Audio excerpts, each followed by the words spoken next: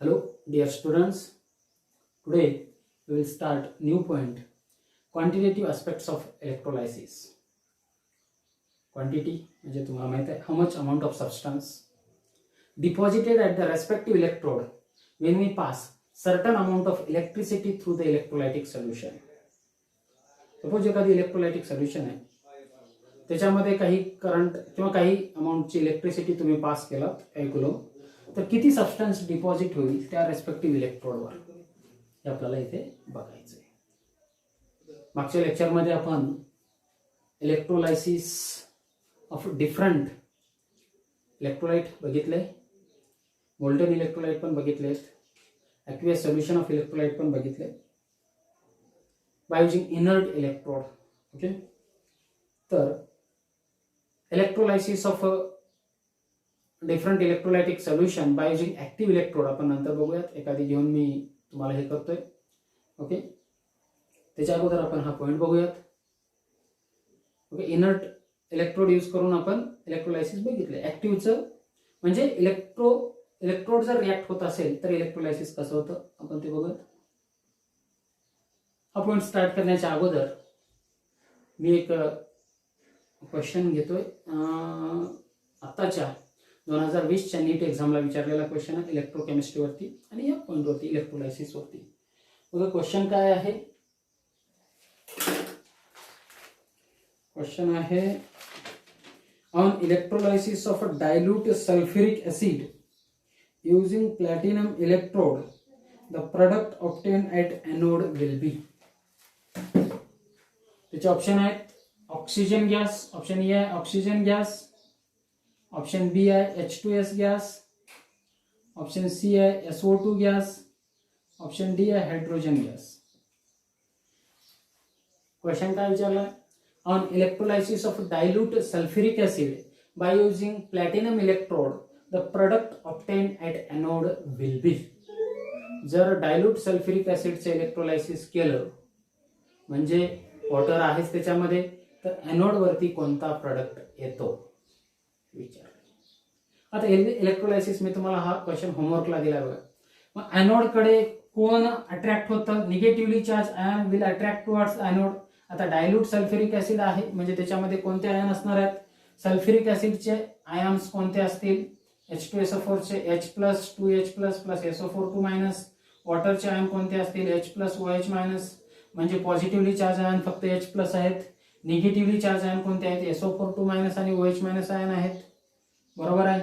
मग एनोड कडे कोण अट्रॅक्ट होईल, negatively charge ion get attracted towards the positive electrode anode. Anode कडे कोण जाईल SO4 2- आणि OH-. या दोघांमध्ये स्टँडर्ड ऑक्सिडेशन पोटेन्शियल कुणाचा जास्त आहे, SO4 पेक्षा OH- चा जास्त आहे. बरोबर आहे. these two ions SO4 2- and OH- ion get attracted towards the anode, but OH- ion have high SOP value, standard oxidation potential value, therefore have high discharge potential and require less energy to deposit, therefore OH- ion deposits at the anode by losing electron. OH- deposit झाला, 2 OH- loses 2 electron and it convert into H2O plus half O2, means oxygen gas liberate at anode. त्याचा answer काय आहे, oxygen gas liberate at anode. Okay, easy question होतं, फक्त तुम्हाला ते समजणं गरजेचं होतं. आणि कॅथोड वरती काय होईल, इझी आहे, H+ आयनच आहेत, hydrogen gas liberated at cathode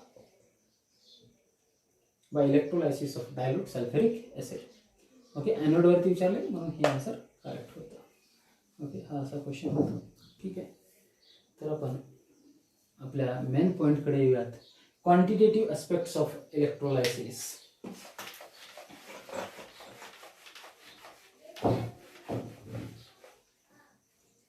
The scientist Faraday performed large number of experiments on electrolysis and put forth the two laws, Faraday's first law of electrolysis and Faraday's second law of electrolysis, and that law gives us information about the quantitative aspects of electrolysis. त्या law मध्येच हे सगळं येतं, quantitative aspects of electrolysis. तर आपण अगोदर पहिल्यांदा बघूयात Faraday's first law of electrolysis. Okay, Faraday's first law of electrolysis. Faraday's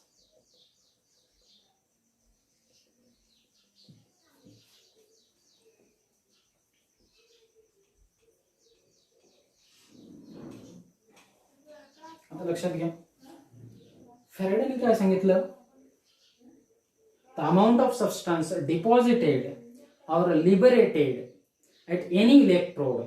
बरोबर, जर सॉलिड सबस्टन्स असेल तर डिपॉझिट होतो, गॅस असेल तर लिबरेट होतो. The amount of substance deposited or liberated at any electrode is directly proportional to the electricity passed through the electrolytic solution or charge passed through the electrolytic solution. हे Faraday's first लॉचं statement आहे. आणखी एकदा ऐका, the amount of substance deposited or liberated at any electrode is directly proportional to the amount of electricity or charge, we can say amount of electricity passed through the electrolytic solution. Okay, समजून घेतलं. हा आहे Faraday's first law of electrolysis. त्याला आपण mathematically असे लिहू शकतो, W is directly proportional to Q. W म्हणजे काय, amount of substance deposited, amount of substance deposited, और गॅस असेल तर liberated. Amount of substance deposited और लिबरेटेड, आणि कशामध्ये हे, इन ग्रॅम मध्ये. क्यू काय, amount of charge pass through the electrolytic solution, हे कशात असतं, in coulomb. Okay, W is directly proportional to Q. Okay, हेच आहे. मग आता ह्याच्याकडे बघून तुम्हाला फॅराडेज फर्स्ट लॉचं स्टेटमेंट सांगता येईल. बघा, एवढंच साधं W is directly proportional to Q लक्षात ठेवलात की तुम्हाला फॅराडेज फर्स्ट लॉ ऑफ इलेक्ट्रोलायसिसचं स्टेटमेंट लक्षात ठेवायची गरज नाही किंवा पाठ करायची गरज नाही. काय, अमाउंट ऑफ सबस्टन्स डिपॉझिटेड और liberated at any electrode is directly proportional to the charge passing through the electrolytic solution. Okay, ते स्टेटमेंट आहे. ओके, त्यानंतर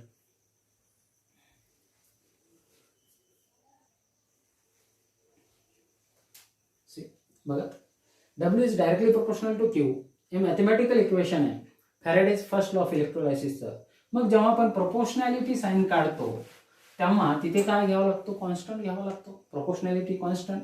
W is equal to ZQ.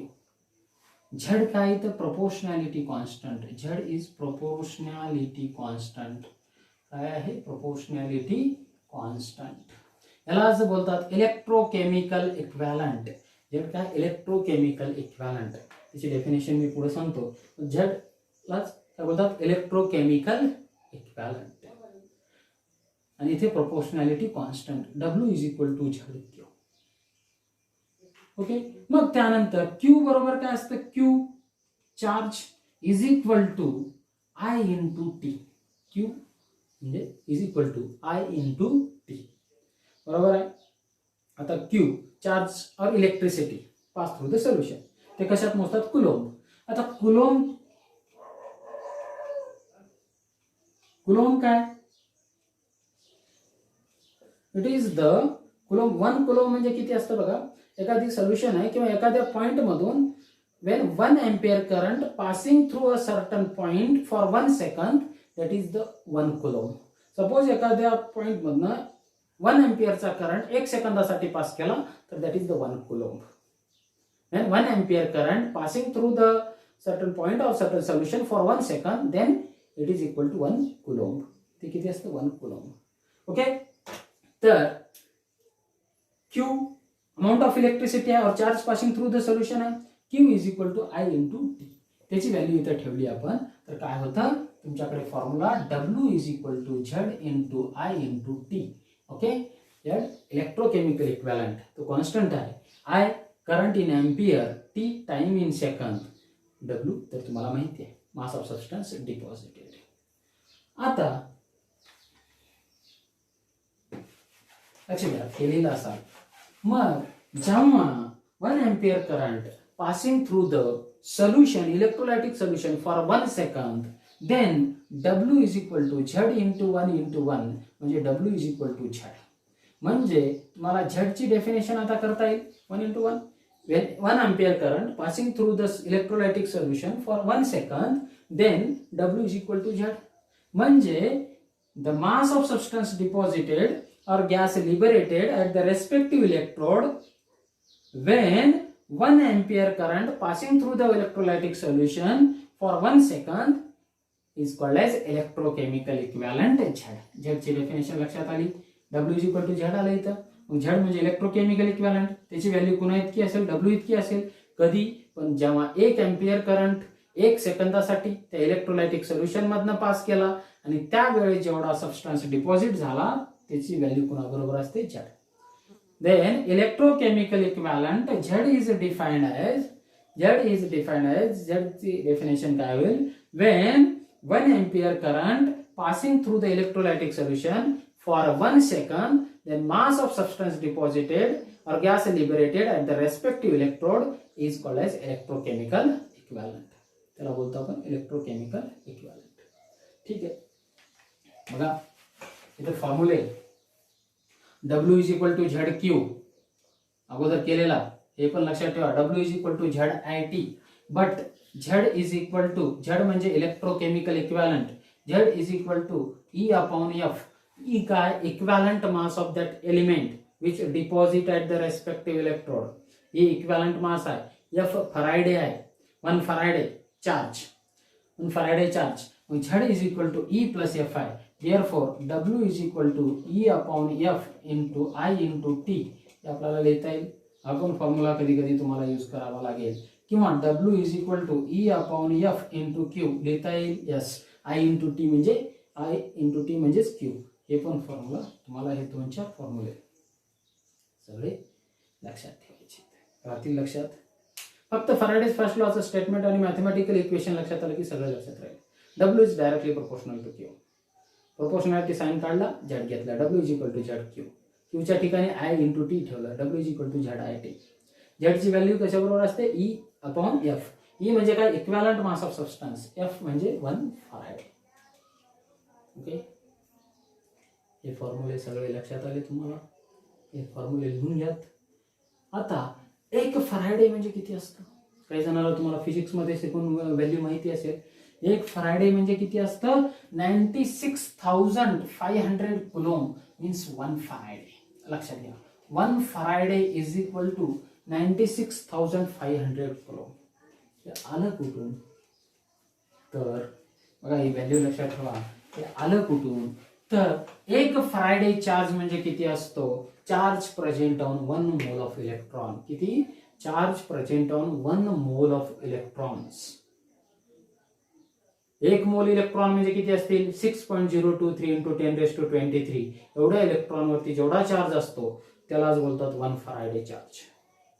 Okay, coulomb मध्ये. मग 1 फरायडे बरोबर एवढं असतं, ते कुठून आलं, तर इथं बघा 1 फरायडे मी वरती लिहितोय 96,500 कुलोम नियर अबाउट. तर 1 फरायडे म्हणजे charge present on 1 mole of electron. 1 mole of electron म्हणजे 6.023 इंटू 10⁻23 इलेक्ट्रॉन. एका इलेक्ट्रॉन वरती चार्ज किती असतो, 1.602 इंटू 10⁻19 कुलोम. एवढा चार्ज असतो एका इलेक्ट्रॉन वरती. 1.602 इंटू 10⁻19 कुलोम. मग किती होईल, 6.023 इंटू 10⁻23 आणि -19 किती होईल, 4 होईल. इंटू 1.602 याचं कॅल्क्युलेशन केलात की तुम्हाला 96488 एवढं ह्याचं कॅल्क्युलेशन येईल. Means charge present on 1 mole of electron is equal to 96,488 coulomb. आणि नियर अबाउट त्याला कसं यूज करतात, 96,500 कुलोम. म्हणजे 1 फरायडे बरोबर किती कुलोम आलं, 96,500 कुलोम. कसं आलं ते बघितलं. 1 फरायडे म्हणजे किती असतं, charge present on 1 mole of electron. Okay, यावेळेनं Faraday's first law of electrolysis लक्षात आलं तुम्हाला सर्वांना. काही याच्यात अडचण नाही आहे. ठीक आहे, याच्यावरती काही न्यूमेरिकल्स आपण घेऊयात.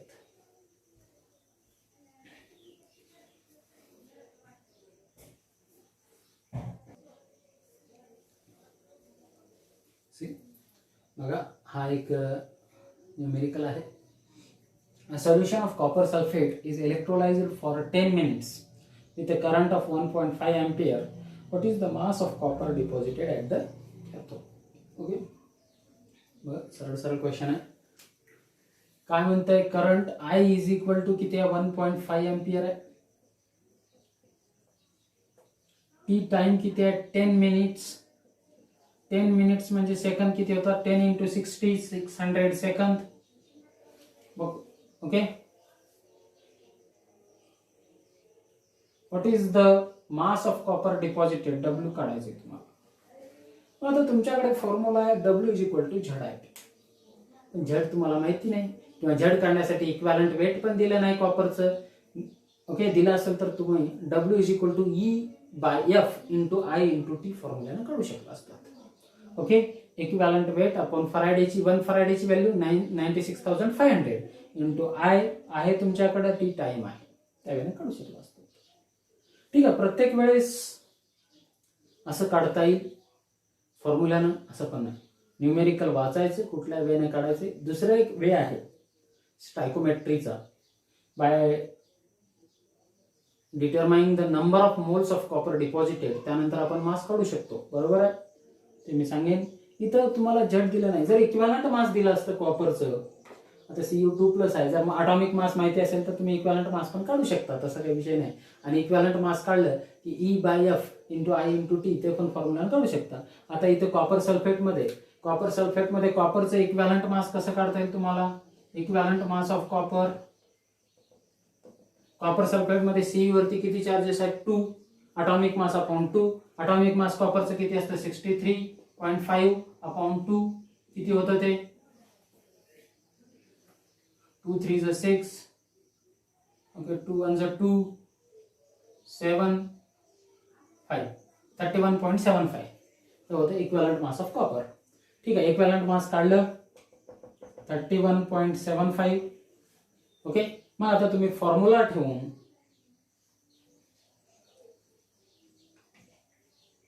कसं काढाल, आता formula W is equal to E upon F into I into T, हा तुमचा फॉर्म्युला आहे. ई किती आहे, 31.75 अपॉन 1 फरायडेची व्हॅल्यू किती आहे, 96,500 इंटू करंट किती आहे in ampere 1.5, time in second किती आहे 600. हे 2 0 इथले 2 0 कॅन्सल होतील. ओके, 31.75 अपॉन 965 इंटू 9 हे तुम्हाला येईल. याचं मग कॅल्क्युलेशन करून तुम्ही शेवटी आन्सर फाइंड आउट करू शकता. ठीक आहे, इथं अटॉमिक मास माहिती होतं, मी इक्विव्हॅलंट मास काढलं, मी यावेळेला मला काढता आलं. पण ते माहिती नसेल तर आपल्याला कसं काढायचं आहे बघा. मास ऑफ सबस्टन्स डिपॉझिटेड एक दुसरा एक वे आहे, मी ते सांगतोय. इथे इक्विव्हॅलंट मास तुम्हाला माहिती नाही, आता हे लिहून घेतलं. ठीक आहे, तर इथं गिव्हन असल्यामुळे मी वरचं कॅन्सल करतो. CuSO4 इलेक्ट्रोलाइज केलाय, बरोबर आहे. CuSO4 इलेक्ट्रोलाइज केलाय आणि amount of copper deposited at the cathode काढा म्हटलंय. किती इलेक्ट्रिसिटी पास केलाय, 1.5 एम्पियरची 10 मिनिटसाठी, म्हणजे 600 सेकंदासाठी. Amount of copper deposited at the cathode काढा म्हटलंय. तर कॉपर CuSO4 मध्ये कसं आहे, Cu2+ ऑक्सिडेशन स्टेट मध्ये, बरोबर आहे. मग कॉपरचे आयन कसे असणार आहेत, Cu2+, it takes 2 electron and deposited at the cathode, neutral copper atoms. Okay, असं होतं. ही रिएक्शन आहे कॅथोड वरती होणारी. Cu2+ ion take 2 electron and convert into neutral copper atom and deposited at the cathode. याचा अर्थ काय होतोय, 1 मोल कॉपरचे आयन 2 मोल इलेक्ट्रॉन एवढा चार्ज घेतात आणि 1 मोल कॉपर डिपॉझिट होतो, असा त्याचा अर्थ आहे. बरोबर आहे. मग 2 मोल इलेक्ट्रॉन चार्ज म्हणजे किती, 1 मोल इलेक्ट्रॉन वरती असलेला चार्ज म्हणजे 1 फरायडे, म्हणजे 2 फरायडे. जेव्हा कॉपर 2 फरायडे इतका चार्ज घेतो तेव्हा किती मोल कॉपर प्रोड्यूस करतोय, 1 मोल. 1 मोल कॉपर म्हणजे किती, त्याच्या अटॉमिक मास इतका, म्हणजे किती 63.5 इतका ग्रॅम. जेव्हा 2 फरायडे चार्ज आपण पास करू, याचं स्टायकोमेट्री बघा, लक्षात घ्या. मागच्या वर्षी सम बेसिक कन्सेप्ट ऑफ केमिस्ट्रीमध्ये स्टायकोमेट्रिक कॅल्क्युलेशन होतं.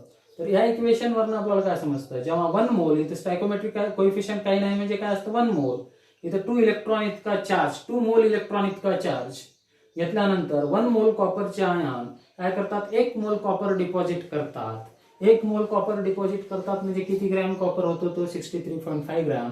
म्हणजे जेव्हा 2 फॅराडे इतका चार्ज पास केल्यानंतर 63.5 ग्रॅम कॉपर डिपॉझिट होतो.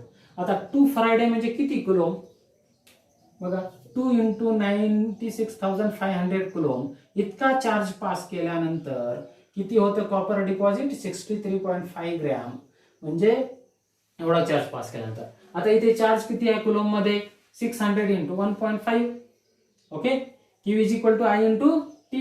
Q is equal to I into T. I किती 1.5 into 600 किती होतं, 15 6 90. ओके, 90 आणि 20 नंतर 900 कुलोम इतका चार्ज होतो.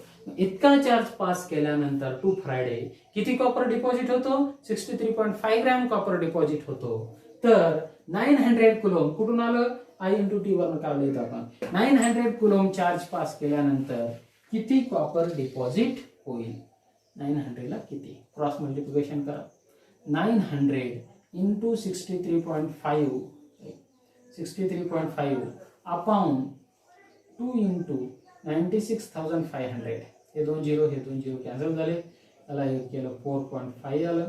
ओके, हे सर्व कॅल्क्युलेशन केल्यानंतर तुम्हाला येईल 0.2938 gram copper will be deposit. 2938 gram near about. इथं काही ठिकाणी बुकमध्ये 63 घेतलंय कॉपरचा अटॉमिक मास अप्रॉक्सिमेट, आपण 63.5 घेतलंय म्हणून थोडा फरक पडू शकतो. बुकमध्ये 63 घेतलंय, ॲक्युरेट 63.5 आहे म्हणून 0.2938 gram copper will be deposited at the cathode when we pass 1.5 ampere current for 10 minutes.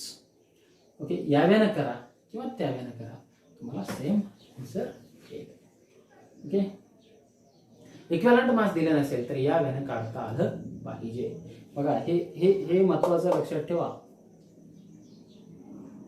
By using stoichiometric calculation, we can determine how much gram of substance deposited or gas liberated at respective electrode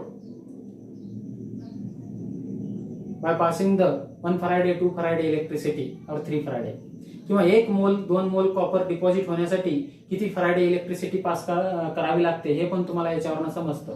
1 मोल copper deposit होण्यासाठी 2 Faraday electricity pass करावी लागली.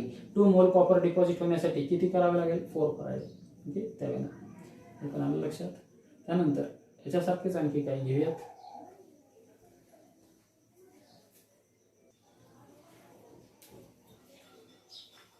बघा, question काय, how much charge is required for the following रिडक्शन्स.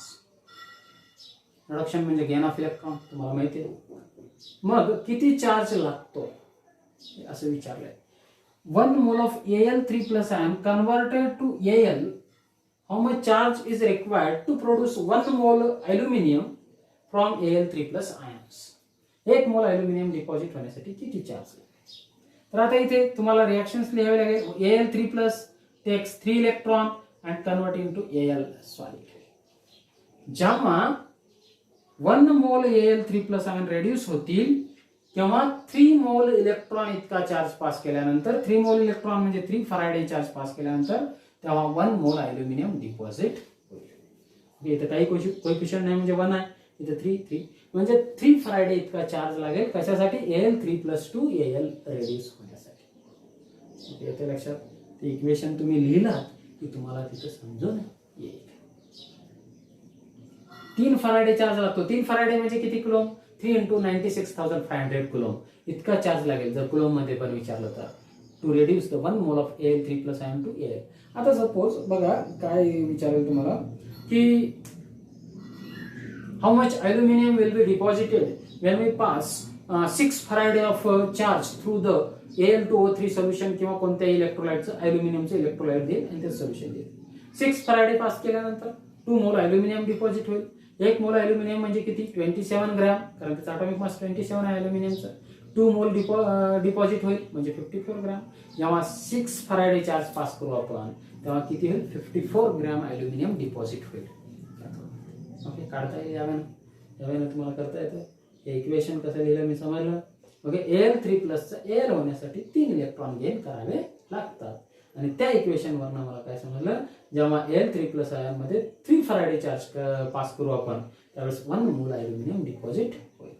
आता इथे किती लागेल, how much charge is required to convert 1 mole of Cu2 plus to Cu 2 Faraday charge लागेल. कुलॉम मध्ये करायचं असेल तर कसं करणार, त्याचं इक्वेशन आता तुम्हाला कळलं. Cu2 प्लस आयन किती इलेक्ट्रॉन गेन करतील 2 and convert into copper solid. Okay, हे 2 तर येतात. आता इथे किती 3 फॅराडे चार्ज लागेल. कुलॉम मध्ये तुम्हाला त्याचं करता येतं. आता इथं आहे महत्वाचं 1 mole of MnO4 minus two Mn2 plus. आता इथं Mn ची ऑक्सिडेशन स्टेट काढा म्हणजे तुम्हाला डायरेक्ट लिहिता येईल. MnO4 मायनस O ची किती असते -2, 4 ऑक्सिजन असल्यामुळे -8, समोर जाऊन काय होतील +8 आणि एक मायनस ऑलरेडी समोर आहे कारण त्याच्यावरती चार्ज प्रेझेंट आहे, एक मायनस. -1 आणि +8 +7. इथं Mn ची ऑक्सिडेशन स्टेट किती आहे +7 म्हणजे Mn +7 2 Mn2. आता सांगा बरं 2 किती चार्ज लागेल कन्वर्ट करण्यासाठी 5 Faraday. 1 mole of MnO4 minus to Mn2 plus. Okay, to reduce 1 mole of MnO4 minus to Mn2 plus require 5 Faraday charge. Means how much coulomb? 5 into 96,500 coulomb charge. Okay, so त्याला coulomb मध्ये करता येते. तर यावे ना आहे. Okay, आलं लक्षात हे. बघा या इक्वेशन वरनं स्टायकोमेट्रिक कॅल्क्युलेशन वरनं तुम्हाला amount of substance deposited at the respective electrode काढता आलं पाहिजे. त्याचं आयनिक इक्वेशन लिहा व्यवस्थित आणि त्यावरनं तुम्हाला किती फॅराडे लागतात 1 मोल तो सबस्टन्स डिपॉझिट करण्यासाठी कळेल, किती फॅराडे चार्ज लागतो ते, आणि त्यावेळेला क्रॉस मल्टिप्लिकेशन करून किती चार्ज तुम्हाला दिलाय मग किती सबस्टन्स डिपॉझिट होईल ते कळेल. ओके, यावेळेला आहे. त्यानंतर दुसरा न्यूमेरिकल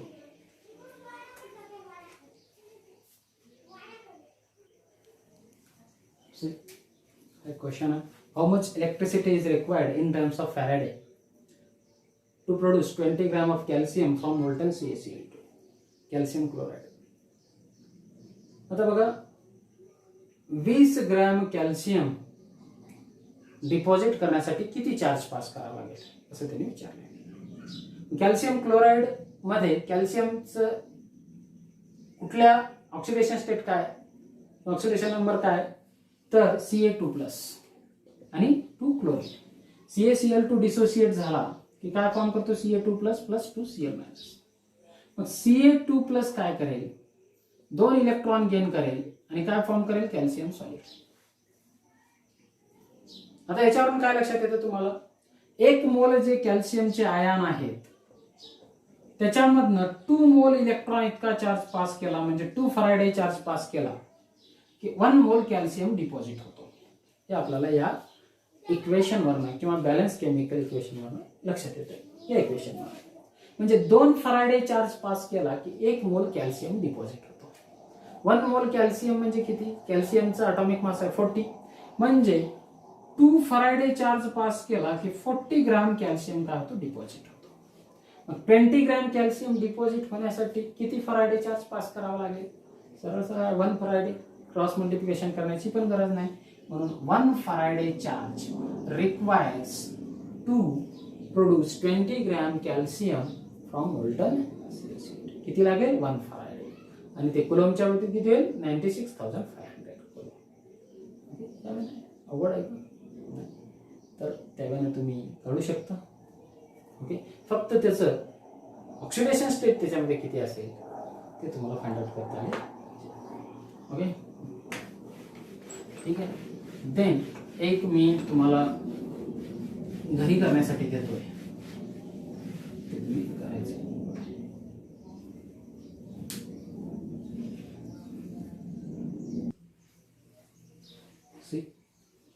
न्यूमेरिकल आहे, इझी आहे, सर्वांनी तो करून मला व्हॉट्सअपला शेअर करायचं. बघा न्यूमेरिकल काय, the atomic weight of aluminium is 27. Atomic weight इथं दिले. When current of 5 Faraday is passed through a solution of Al3 plus ions, then determine the amount of aluminum deposited at the cathode. Charge pass केले 5 Faraday, okay, direct दिले, त्यावेळेस किती aluminium deposit होईल cathode वरती हे विचारलंय. तुम्ही directly त्याचं आयनिक equation लिहून काढू शकता. ओके, यावेळेस क्वेश्चन असणार आहेत तुम्हाला Faraday's first law of electrolysis वरती. ओके, त्याचे बरेचसे क्वेश्चन आहेत, सिंगेजमध्ये आहेत, ते करा. इथे तुमचा Faraday's first law of electrolysis सर्व विथ न्यूमेरिकल झाला या लेक्चरमध्ये. Faraday's second law of electrolysis आपण नेक्स्ट लेक्चरमध्ये बघू. ओके.